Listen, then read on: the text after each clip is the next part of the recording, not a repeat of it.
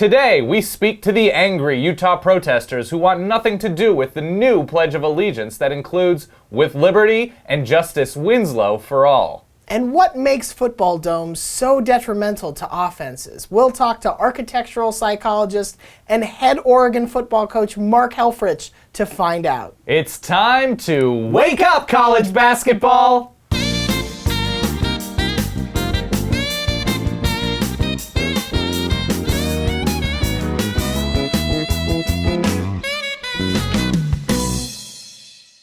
Welcome to Wake Up College Basketball, brought to you by Samsung and their beautiful curved SUHD TV. Look at all those colors. All right, Ryan, to you, what was the most awesome thing of Friday night? Okay, so Gonzaga took the lead against UCLA with about three minutes into the first half. Yes. And then they did not trail for the rest of the game. They did not. They played so well against UCLA. UCLA partially failed because their three-point shooting came back down to earth.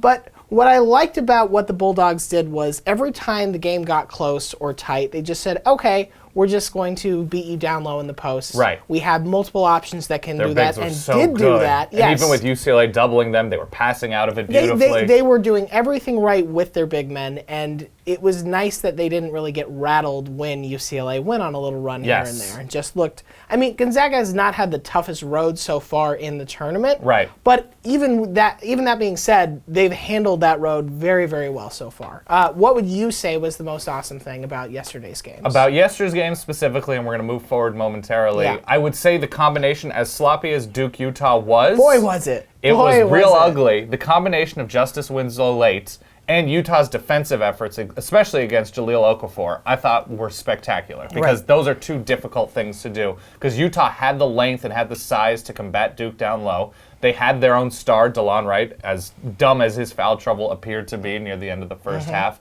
I thought they did a really good job. I think Jahlil Okafor was held to 6 points. Something like that. Yeah, it was it was a very low number. And really, Duke, as Justice Winslow, I mean, it's in his hometown stadium, a very difficult stadium to score in. Utah didn't think he'd be able to hit a ton of threes, goes 3 of 4 behind the arc. Right. So I thought that in a slop fest was a bright, shining star. Yeah, I mean, Slotfest is about right. Just let us know when this gets to about 5 minutes or so, because we will have equaled the offensive output of that game. Roughly. This is true. Right around there. Yeah. All right. What were you not expecting from Friday night? Okay, so there's a point in the Louisville-NC State game. Right after the second half starts, NC State had this nice little run at the end of the first half. Takes the lead, and then Cat Barber comes out and buries 2 3-pointers in short order. NC State's got this 8-point lead, and you're thinking, okay, they've sort of got all the momentum. They're going to start rolling.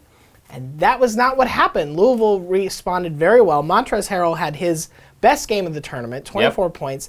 He and Terry Rozier each played 40 minutes. Big shot after big shot. When you can keep your best players on the court and they can play at such an efficient level, I mean, Louisville had an up and down regular season, especially, their ACC tournament was not the best by any means. They lose right away, But they are doing a very good job of, whenever they get challenged, they don't back down from it. They don't, you see these teams that they go down 7, 9 points, somewhere in that range, and it just totally throws off everything they want to do. They rush their shots. It's true. They stop playing smart defense. And Louisville's not that team. It's a testament to how well coached they are by Rick Pitino, who's now, I think, 12-1 in Sweet 16 games in his career. Not a bad thing. Yeah, and everybody thought without Chris Jones, this team was going to fade. Right. In reality, it was they just took a little bit of time to readjust. To readjust. So that was really impressive. All right, so let's look forward now on your side. Yes. What would you say is unexpected about the games we're going to watch today on Saturday?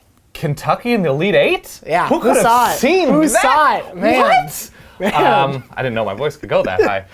Welcome to my world. Yeah, I'm sorry.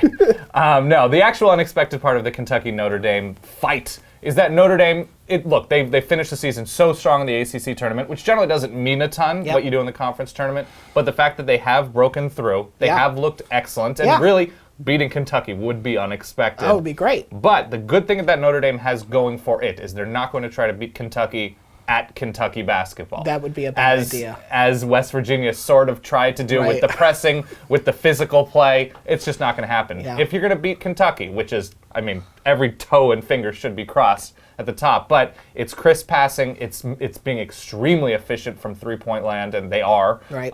It's playing smart defense. It's not making dumb mistakes and not giving Kentucky anything. But at the same token, Kentucky is still relatively young, but older than most Kentucky teams. And if they give Notre Dame things, Notre Dame will take advantage. So Kentucky needs to play relatively mistake-free, but still, if Notre Dame were to win, and they do have a history of giant slaying, Right.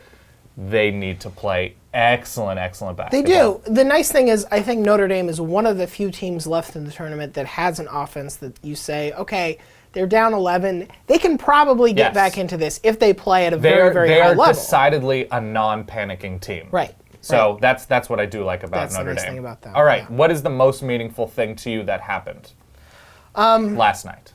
So that Michigan State-Oklahoma game. Yeah. I mean, really fun basketball down the stretch. And Travis Trice, I mean, he had 9 of the Spartans' last 11 points. When the game, I think with about 4 or 5 minutes left, it was a 2-point game. He's like a wee Hulk. He just took over. He took over. Now, the problem for the Spartans going forward is that other than Trice and Denzel Valentine, nobody can really make a free throw. Yeah. And I feel like that's going, that you can only sort of avoid that glaring weakness for so long. True. But that said, I mean, look, Oklahoma played a very good basketball game against Michigan State. They finally got some of their pieces going that hadn't been earlier in the tournament. Right. But, you know, Michigan State just passes the ball so well and finds who's got the hot hand, unless we're talking about the free throw line. Right. They're a really dangerous team right now in the tournament. A Tom Izzo team that peaks in March. Not fun to play against. Travis Trice tied with Frank Kaminsky for the for guys that are still left in the tournament for points per game at this point. So it makes them needing to score from the field that much more important against Rick Pitino and Louisville. Absolutely. All right, to me, I would say just Arizona, Wisconsin. It means so much after last year and that huge tight game to get into the Final Four.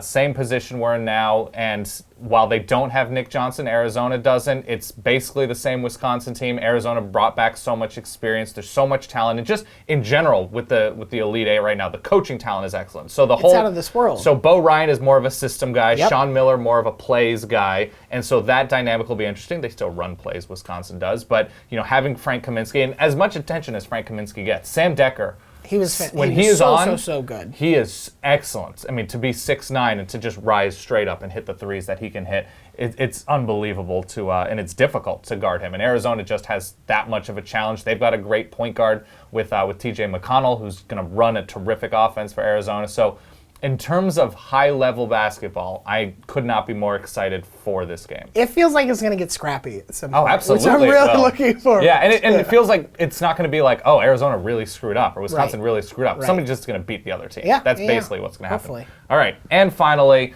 how could we do a show without some great bench dancing? We can't. Gonzaga, It's the law. Show me that shimmy. Show me that shimmy. Show me that shimmy. I like it so much. I think you should, this is how you should recruit younger players that you think aren't going to start as freshmen, sophomore, whatever. Like, dancers. What can you contribute to the bench dancing? Yeah. I love that. Like, let's get that tape. Let's see that on the internet. Who are the best high school bench dancers Huddle in the dancing. nation? Yeah. I like it. All right. Thank you very much for watching. This has been Wake Up College Basketball, brought to you by our friends at Samsung and their beautiful curved SUHD TV. We're here every day after the games. We'll see you soon.